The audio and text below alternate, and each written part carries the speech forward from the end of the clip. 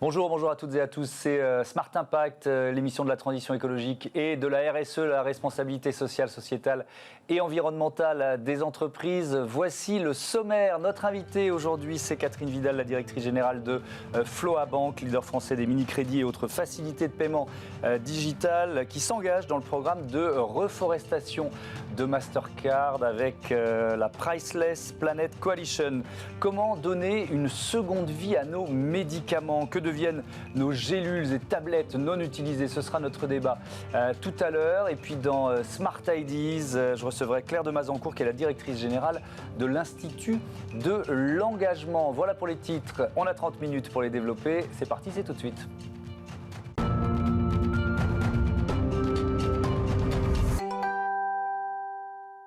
Bonjour Catherine Vidal, bienvenue. Vous êtes donc la directrice générale de Floa Bank, filiale du groupe Casino EDU Crédit Mutuel. Votre métier sont les facilités de paiement digital, j'ai dit en titre. Est-ce que vous pouvez présenter les services que vous proposez en fait ? Alors les facilités de paiement digital, c'est toute une palette de services qui sont proposés aux consommateurs et aux commerçants ou e-commerçants et qui vous permettent de régler en une fois, en plusieurs fois, en différé, vos achats sur l'ensemble des sites. Évidemment, ça va jusqu'aux cartes de paiement co-brandées avec nos partenaires et aux petits crédits. Donc tout ce qui vous permet de régler vos achats. Et nous en finançons à peu près 2,5 milliards par an auprès de 3 millions de clients. Et nous travaillons avec une centaine de grands noms du e-commerce.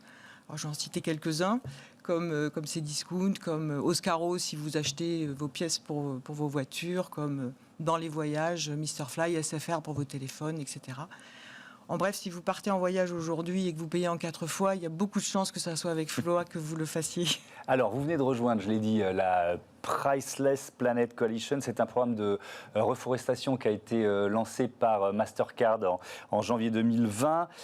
Peut-être, c'est intéressant que vous nous rappeliez l'objectif général avant de parler de votre impact et de votre engagement à vous. Alors, l'objectif général de la Priceless Planet, notre planète précieuse, j'aime beaucoup ce nom, c'est de replanter 100 millions d'arbres à horizon 2025. Donc on est vraiment dans un engagement de long terme qui rassemble toute une série d'acteurs et qui passe aussi par la prise de conscience vis-à-vis des consommateurs. Donc c'est essayer d'activer auprès des consommateurs des réflexes qui visent à la reforestation. Il y a beaucoup d'acteurs de la finance, mais pas que. Mais pas que. Il y a beaucoup d'acteurs de la finance, puisque par définition, Mastercard est très impliqué avec les acteurs de la finance. Et je suis assez fier d'ailleurs de dire que Floa est la première banque française à rejoindre cette coalition. Alors avec quel engagement? Il y a eu une première opération qui se tenait du 31 mai au 5 juin. C'était quoi le principe? Alors le principe, c'est vous payez avec votre carte Floa et pour un achat supérieur à 50 €, nous replantons un arbre. Donc c'est extrêmement simple. Tous les achats étant comptabilisés. Et donc le bilan de l'opération? Alors le bilan, c'est 15 000 arbres. Donc 15 000 arbres, pour nous, c'est la moitié de notre empreinte carbone qui est compensée par cette opération. Il y aura d'autres opérations du même type? C'est un engagement de longue durée que vous venez d'entamer? Oui, bien sûr, il y aura d'autres opérations du même type. D'abord, quand on a compensé la moitié de son empreinte carbone, il en reste encore la moitié à compenser, donc il y en aura d'autres. Et comme je vous le disais, ce qui nous a séduit dans ce programme, c'est un certain nombre de choses, dont l'engagement de long terme. Donc on est vraiment sur un engagement à horizon 2025. Donc on va recommencer un certain nombre d'opérations qui seront similaires ou différentes de celles que nous avons déjà. Alors, il y a beaucoup de programmes de reforestation, beaucoup d'entreprises qui participent. Il y a parfois une course au record, notamment chez certains États qui veulent peut-être se racheter une conscience écologique. Est-ce que vous pourrez choisir où et comment ces arbres, là où on parle de 15 000 arbres, seront plantés? Alors, ce qui est intéressant dans cette coalition, c'est qu'elle est encadrée par des organismes qui d'ailleurs sont des conseils de l'ONU, dont World Resources Institute par exemple ou Conservation Internationale, qui eux vont sélectionner les lieux et les programmes. Donc, par exemple, pour cette année, c'est l'Australie, dont on sait qu'elle a beaucoup brûlé l'été dernier, c'est le Kenya et le Brésil. avec pour objectif, si je le simplifie, parce qu'évidemment, ils sont beaucoup plus compétents que moi sur ce sujet-là, l'objectif de planter le bon arbre au bon endroit, dans le respect de la biodiversité, ces arbres n'étant jamais pour but d'exploitation forestière. Donc tout ce programme est encadré, donc on n'est pas dans la course à la plantation, on est dans la course au bon arbre au bon endroit. Dans certaines régions, cette coalition, cette Priceless Planet Coalition, propose d'initier des collectes de dons pour agir en faveur de l'environnement. Il y a quoi ? Il y a des mécanismes financiers un peu originaux qui ont été mis en place Il y a toute une série de mécanismes, dont ceux qu'on vient de décrire par exemple, par les participants qui, quelque part, participent à cette collecte de dons en essayant, et je pense que c'est un point important aussi, d'éveiller les consciences des consommateurs. Oui, il y a une volonté de pédagogie un petit peu aussi. Exactement. En tout cas, de partager des objectifs qui sont de plus en plus ceux des citoyens consommateurs. D'une manière générale, parce que la reforestation, c'est bien, mais il faut qu'il y ait eu la brique de l'engagement sur la décarbonation, sur son bilan carbone. Donc, il faut faire les choses dans l'ordre. En général, c'est ce qu'on dit aux entreprises qui annoncent de la reforestation. Qu'est-ce que vous avez fait avant de vous engager dans ce programme de reforestation pour faire baisser le bilan carbone de Floa Bank ? Alors, nous, un de nos axes importants, il est autour de l'innovation et d'utilisation de la technologie pour justement réduire notre impact carbone. Et pour vous donner un exemple, un de nos axes très importants, c'est le zéro papier. Alors pour nous, le zéro papier, ça a commencé en 2014 avec l'introduction de la signature électronique sur tous nos parcours de recrutement et de paiement. Et aujourd'hui, 100% de nos parcours sont digitaux et sont dématérialisés avec signature électronique. Ce qui fait qu'on a diminué de façon considérable l'utilisation du papier. Alors évidemment, dans notre métier, on est quand même obligé d'utiliser un petit peu de papier. Et quand on utilise du papier, on utilise du papier qui, là aussi, est certifié, c'est-à-dire en provenance de forêts qui sont exploitées selon certains critères et des process de fabrication du papier qui, eux aussi, sont respectueux de l'environnement. Est-ce que ça passe aussi par des choix d'investissement de votre part ? Alors, les choix, ils sont surtout sur les processus qu'on utilise. Alors, évidemment, ça suppose des investissements. Quand on dit on passe à la signature électronique, il faut investir sur tous les processus et tous les mécanismes qui permettent cette signature électronique. Donc oui, les investissements, ils sont dans les nouvelles technologies et dans l'informatique. Alors, dans le terme RSE, dans l'acronyme RSE, il y a le S de social et sociétal. Vous avez été épinglé il y a un peu plus d'un mois par UFC Que Choisir pour vos mini-crédits. L'association de consommateurs porte plainte également contre Bing et Casper, qui sont des concurrents, de jeunes concurrents, pour pratiques commerciales trompeuses. Est-ce que vous allez améliorer l'information de vos clients, notamment sur ce taux réel des crédits remboursables, des mini-crédits remboursables en moins de 3 mois ? Alors d'abord, je voudrais préciser que nous avons découvert, comme vous, dans la presse, cette action du UFC Que Choisir, qui n'a pas jugé utile de nous interroger préalablement. Mais ceci étant dit, je voudrais préciser que nos mini-crédits sont parfaitement transparents en matière d'information. Le client est parfaitement au courant de ce qu'il paye. Et cette facilité de paiement, puisqu'au fond c'est une facilité qui est offerte aux clients, elle est aujourd'hui plébiscitée par nos clients. C'est-à-dire qui l'apprécient énormément, qui l'utilisent et qui l'utilisent en toute transparence. Donc j'insiste beaucoup sur cet aspect de la transparence du prix qui est parfaitement clair sur les parcours de souscription de ce mini-crédit. Je vous invite d'ailleurs à le faire, vous le verrez et vous le constaterez par vous-même. Donc vous êtes très confiante sur cette plainte ? Absolument. Oui, ça ne vous inquiète pas ? Pas du tout. Bon. Les enquêteurs du UFC Que Choisir parlent de taux d'intérêt réel jusqu'à 100 fois supérieur au taux d'usure. Ils se trompent ? Oui, bien sûr, ils se trompent. Donc je les invite à regarder attentivement les parcours, l'information, le calcul qui est affiché et qui est totalement transparent. Moi, ce que je trouve intéressant, c'est ce qui peut se passer après, parce qu'on sait que parfois, il y a des mouvements qui naissent de mobilisation d'associations de consommateurs. Le gouvernement a confié au député LREM Philippe Chassin une mission sur le surendettement. Alors, il se dit très vigilant sur les mini-crédits. Est-ce que vous imaginez ou vous craignez une nouvelle réglementation ? Je ne la crains pas, je n'ai pas de problème avec la réglementation et évidemment toute nouvelle réglementation sera mise en œuvre et respectée chez Floa, comme d'ailleurs, j'imagine, chez l'essentiel des acteurs de ce marché. Oui, vous n'avez pas le sentiment de participer au surendettement? Absolument pas. Absolument pas. Le surendettement est en général lié à d'autres formes d'investissement. Certainement pas à des mini-crédits dont le montant moyen est de 500 €, qui se remboursent en 4 fois. Donc on est en train de parler de sommes toutes assez modestes. Merci beaucoup, merci Catherine Vidal. Merci à à vous. bientôt sur Bismart. On passe à notre débat sur la seconde vie des médicaments.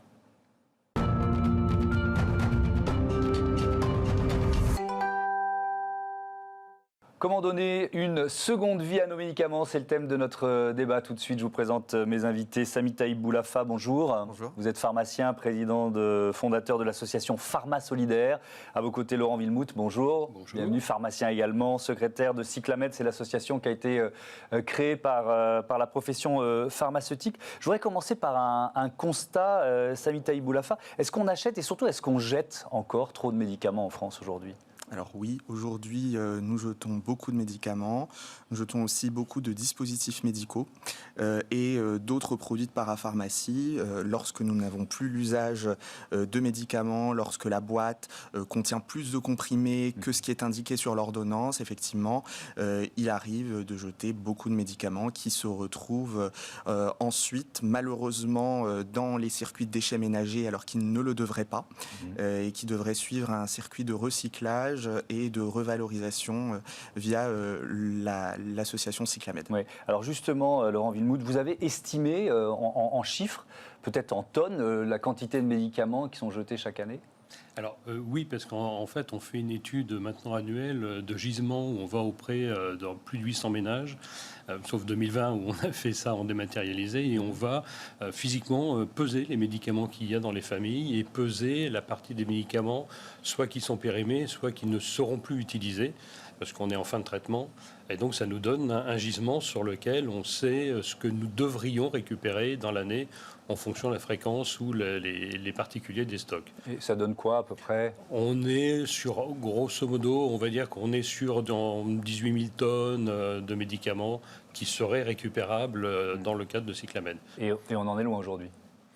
On n'en est pas si loin, Ah oui, puisqu'on récupère aujourd'hui entre 60 et 70% de ce stock. D'accord. Ça veut dire qu'il y a une réelle prise de conscience de nos concitoyens pour ramener les médicaments dans une pharmacie aux fins de valorisation énergétique systématiquement, de mieux en mieux. Ouais, et d'ailleurs, je vous conseille d'aller sur le site et d'utiliser le moteur de recherche Cyclamed qui vous permet de savoir ce que vous pouvez ou pas rapporter à la pharmacie. On parle de MNU, médicaments non utilisés à usage humain. Quels sont les risques quand on les laisse traîner? Peut-être d'abord pour la santé. Tiens, on commence par là. Alors, les risques peuvent être multiples, notamment pour les antibiotiques, où une automédication peut favoriser l'émergence de résistance bactérienne. Donc ça, c'est un réel problème de santé publique. Il y a aussi le danger d'autres médicaments, tels que les anti-inflammatoires, par exemple, qui pourraient être mal utilisés et causer des problèmes rénaux ou d'autres problèmes, par exemple, gastriques. Et puis, il y a les produits, vous l'avez évoqué rapidement, mais je pense que c'est intéressant de le rentrer dans le détail. Laurent Villemout, qui est de ces médicaments qui sont finalement jetés n'importe où. Là, il y a aussi un risque environnemental. Bien sûr, puisque si vous jetez vos médicaments, ne serait-ce que dans les toilettes, même si dans nos sondages, on voit que très très peu de gens en France le font, on est dans l'ordre de 1 à 2%. Mais néanmoins, ça se retrouve directement dans la nature. Et quand vous le mettez dans vos ordures ménagères, il y a encore une part d'ordures ménagères qui sont enfouies. Puisqu'en gros, on a 35%, 40% d'ordures ménagères enfouies, ça veut dire que ça peut se retrouver dans les sols via les lixivia. Donc c'est effectivement un risque environnemental potentiel. Donc risque pour la santé, risque pour l'environnement potentiel. Samy Taïb Boulafa, quels produits vous récupérez? Si on rentre dans le détail avec votre association Pharma Solidaire, il y a les médicaments, on l'a expliqué, mais il y a beaucoup d'autres choses. Alors, le médicament, la récupération du médicament est encadrée par la loi, notamment depuis 2007. Il est interdit de récupérer les médicaments. Donc, ils doivent être obligatoirement recyclés et revalorisés, comme le disait M. Villemout.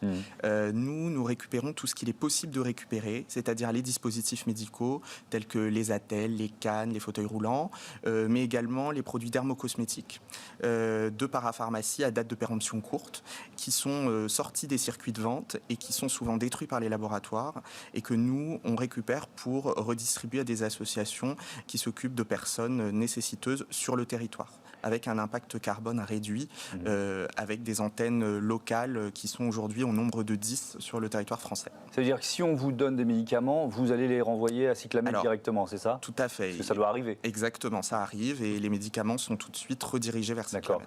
D'accord. Quand on parle de date de péremption pour les produits que vous récupérez, très souvent, ils sont encore utilisables?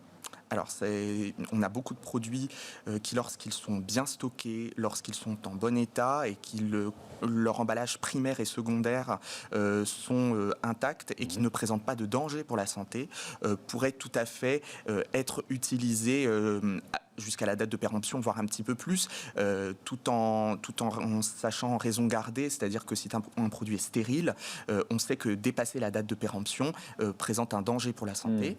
Mais par contre, un gel douche, s'il est bien stocké, il n'a jamais été ouvert, même s'il dépasse la date d'utilisation, on sait qu'il n'y a aucun risque à utiliser un gel douche dont la date de péremption est dépassée. Et puis, Pharma Solidaire sont des pharmaciens. Absolument. Donc vous savez ce que vous faites. Exactement. Il y a un pharmacien dans chaque antenne, donc qui connaît le produit de santé et qui saura quoi pouvoir réutiliser ou pas. Vous êtes présent dans plusieurs villes en France? 10 villes actuellement.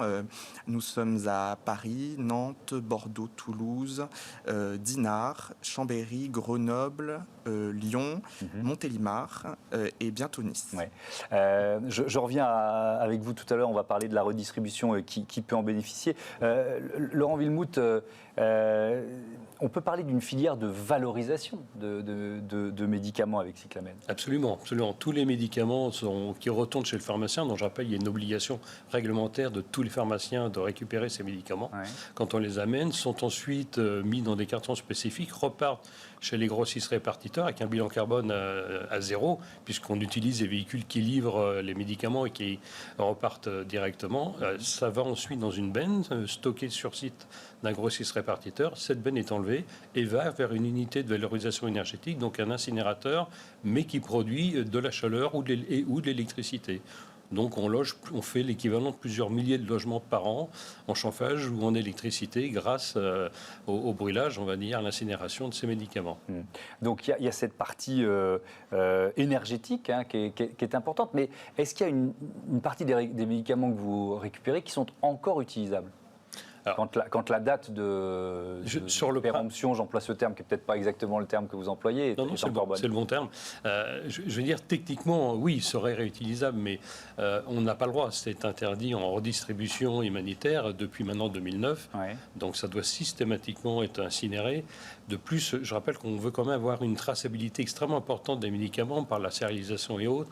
Et là, on ne peut pas garantir la chaîne, on va dire, logistique quand elle arrive chez le particulier. Comment a-t-il été gardé? Comment a-t-il été stocké? Est-ce qu'il n'est pas dans une pharmacie qui est dans la salle de bain, par exemple, donc à l'humidité? Donc on ne pourrait pas garantir cette intégrité de médicaments que l'on doit à la patientèle et pas, je veux dire, un médicament de mauvaise qualité. Est-ce qu'il y a encore des leviers d'amélioration de cette filière pour vous? Et si oui, lesquels? Oui, il y a toujours des leviers. Aujourd'hui, on s'aperçoit que... on vend de moins en moins de médicaments en France. Comme le savoir, tous les ans, c'est 1% à peu près de baisse de vente de médicaments.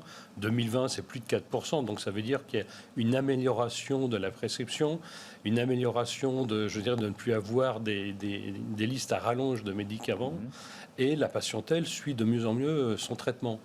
Le bon et menu, pour moi, c'est le médicament qui vous a été prescrit, qui a le bon conditionnement, que vous avez pris jusqu'au bout, et à la fin, il n'y a plus de menu. Donc le médicament, par lui-même, a disparu.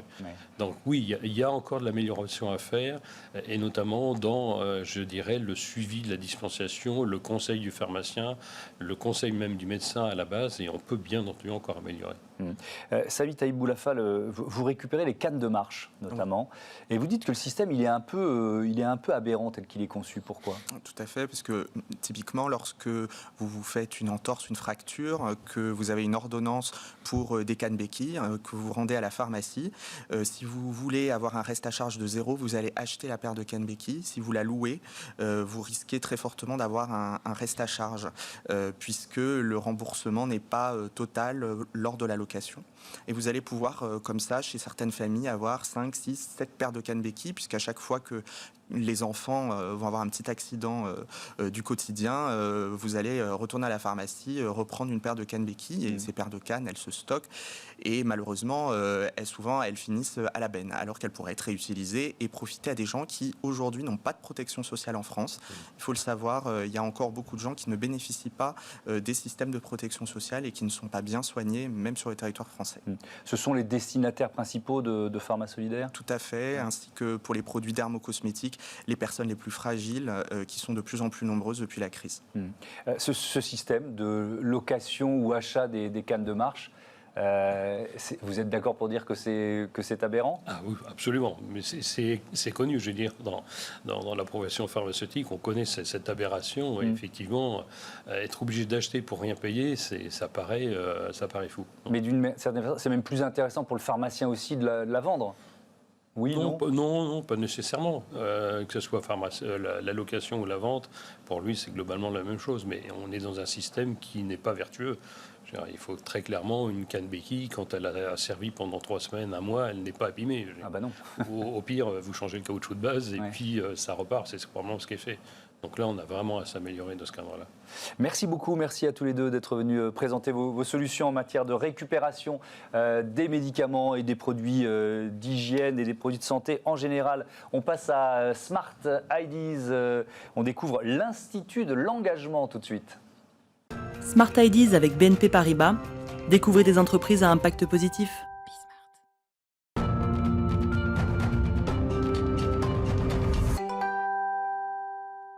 Smart IDs avec Claire Demazancourt, la directrice générale de l'Institut de l'engagement. Bonjour, bienvenue. Bonjour. Il a été créé cet institut en 2012. Par qui, avec quelle idée ? Il faut le rappeler. On va le rappeler, l'Institut, il a été lancé sur une idée de Martin Hirsch. Martin a créé le service civique en 2010, avec la conviction que pendant cette période-là, un certain nombre de jeunes allaient se révéler un potentiel, se reconstruire un projet. Et il n'était pas question de les laisser redégringoler à la case départ après ça. Donc l'idée était comment faire pour repérer ces jeunes et les mettre sur la bonne marche pour qu'ils aient un avenir à la hauteur de leur potentiel plutôt qu'à la hauteur de leur CV. Oui, alors justement, c'est quoi la démarche ? Il y a des lauréats plusieurs fois par an. Comment ça fonctionne, l'Institut de l'engagement ? Alors l'Institut, ça fonctionne sur la base de candidatures. Tous les volontaires, tous ceux qui ont fait un service civique ou qui se sont engagés dans un bénévolat un petit peu consistant, peuvent déposer un dossier dans lequel ils vont parler d'eux, ils vont parler de leur période d'engagement, ils vont parler de leur projet. Et puis nous, on va essayer de repérer des jeunes qui ont un projet pour leur avenir, dont on est convaincu qu'ils ont le potentiel pour y arriver, et qui vont se heurter à des barrières qui peuvent être liées à toutes les barrières qu'on connaît déjà et puis celles qu'on n'imagine pas, parce qu'ils sont en situation de handicap, parce qu'ils ont connu un accident de la vie, parce qu'ils viennent d'un milieu où ils n'ont pas reçu les conseils et les codes, et parce que, tout simplement, ils ont changé d'avis à un moment dans leur parcours. Et ça, en France, c'est pénalisé. Il vaut mieux savoir tout de suite ce qu'on veut faire, sinon... Mais ça représente, depuis 2012, combien de personnes, combien de jeunes femmes, de jeunes hommes accompagnés depuis donc 9 ans ? Depuis 2012, on a accueilli notre 5 millième lauréat, là, au printemps. On accueille 700 jeunes par an, donc 500 au printemps et 200 à l'automne. On fait des promos. Parce qu'on donne à ces jeunes-là la force des promos. On sait bien que c'est une force. Les promos des grandes écoles, tout le monde les connaît. Les promos de l'Institut de l'engagement, c'est encore plus puissant qu'une promo de grande école. D'ailleurs, il y a vous lancez la procédure pour la promotion de l'automne prochain, c'est ça ? Absolument. Les candidatures ouvrent dans 1 semaine. Donc, vous pouvez vous précipiter sur le site engagement.fr et remplir un dossier. Vous avez un petit peu de temps, le dossier, les clôtures sont vers fin septembre, début octobre, pour notre promotion d'automne avec 200 lauréats qui ont plein de projets. Et donc, alors, ces lauréats, d'abord, qu'est-ce qui leur arrive ? Ça suppose quoi de devenir lauréat de l'Institut de l'engagement ? Puis ensuite, je vous demanderai ce qu'ils deviennent. Est-ce qu'ils ont tous eu forcément des projets de création d'entreprise, devenir leur propre patron ? Non, alors ils ne veulent pas tous devenir leur propre patron. Alors qu'est-ce que ça suppose ? Ça suppose, j'ai envie de dire, rien. À part s'être engagé et avoir envie. D'accord. Et avoir envie de porter son projet, de construire son avenir et de continuer à porter les valeurs d'engagement. Mais après, il y a un accompagnement Après, il y a un accompagnement. Donc, on va repérer des jeunes indépendamment de leur niveau de diplôme, indépendamment du type de projet qu'ils veulent porter. On a des lauréats, Emeline qui voulait être bergère vachère, comme on a des lauréats qui entrent à Sciences Po chaque année, comme on a des lauréats qui veulent travailler dans les grandes entreprises ou dans les petites assos. Et on va les accompagner individuellement, en fonction de leur projet, en fonction des barrières qu'ils rencontrent. On a des partenariats avec des établissements d'enseignement qui leur ouvrent des portes. Et on a 150 établissements d'enseignement partenaires avec qui on a un partenariat que moi je trouve très très puissant, qui est de dire l'admission chez nous vaut admissibilité chez vous. Donc ils arrivent directement aux épreuves orales et ils peuvent là défendre l'originalité de leur parcours et tout ce qu'ils y ont acquis. Et évidemment, pour ces écoles ou ces universités, c'est aussi un moyen de casser un moule qui est un peu prédéfini et qui finalement devient un handicap. Mais c'est probablement ce qu'ils ont pensé, puisque tous les établissements d'enseignement partenaires depuis 2012 sont toujours partenaires aujourd'hui. Donc il faut croire qu'ils y trouvent aussi quelque chose, et ils y trouvent effectivement une diversité et une énergie différente. Ouais. Et alors, quelle est la part de futurs chefs d'entreprise ? Ah, très bonne question. En fait, la plupart des lauréats que nous accueillons veulent reprendre une formation, 70% à peu près. Ouais. Et puis après, c'est moitié-moitié entre ceux qui cherchent un emploi et ceux qui veulent créer leur entreprise. Qui ont leur idée, quoi. Et qui ont déjà leur idée en arrivant. Mais on en a beaucoup, c'est contagieux. C'est contagieux l'envie de créer une entreprise. Et comme ils sont toujours ensemble quand on les réunit... en présence quand on peut, à distance ces derniers temps évidemment, et que nous on décloisonne dans tous les sens, on a beaucoup de lauréats qui, après avoir réussi leurs études, se lancent dans une création d'activité ou en parallèle à ce qu'ils sont en train de faire.